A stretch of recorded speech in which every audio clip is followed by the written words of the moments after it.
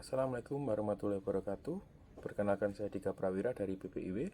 Di sini saya akan menjelaskan mengenai tugas, identifikasi, dan solusi tantangan smart governance. Di sini terdapat 3 isu. Yang pertama, terhambatnya proses penghapusan BMN. Yang kedua, tata kelola sistem TNDI yang belum terintegrasi.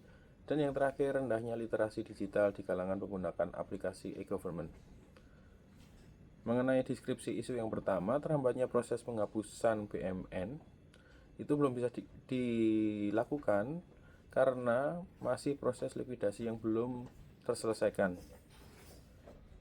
Proses pengadaan BMN itu sendiri belum bisa dilakukan juga karena belum dilaksanakan penghapusan BMN itu sendiri, yang menyebabkan ASN kurang produktif dalam menjalankan tugas-tugas sehari karena keterbatasan sarana prasarana perangkat pengolah data. Untuk tindak lanjut yang bisa kita lakukan yaitu mempercepat proses likuidasi dari satuan kerja.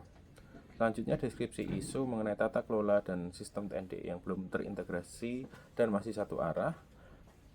Dalam artian, disposisi dan tindak lanjut dalam penugasan tidak bisa terdokumentasi secara digital. ASN yang bersangkutan harus memaksimalkan penggunaan TNDE dalam setiap penugasan yang diberikan oleh atasan. Yang ketiga, deskripsi isu mengenai rendahnya literasi digital di kalangan menggunakan aplikasi e-government sering muncul karena pengelolaan SDM yang belum optimal, maka data akan menjadi tidak akurat atau mungkin tidak terbaru, dan dapat menghambat pengambilan keputusan yang berbasis data, sehingga harus diadakan sosialisasi kepada ASN dalam pemanfaatan aplikasi e-government.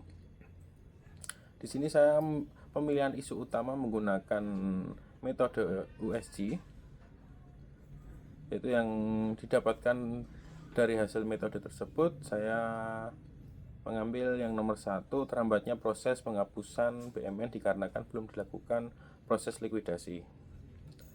Dan selanjutnya saya menggunakan analisis isu Fishbone, di mana terdiri dari permasalahan-permasalahan dari semisal kurangnya paham regulasi, minim pelatihan koordinasi yang lemah, dan kemudian dokumen-dokumen inventaris yang belum jelas, dan selanjutnya sistem yang belum terintegrasi secara optimal.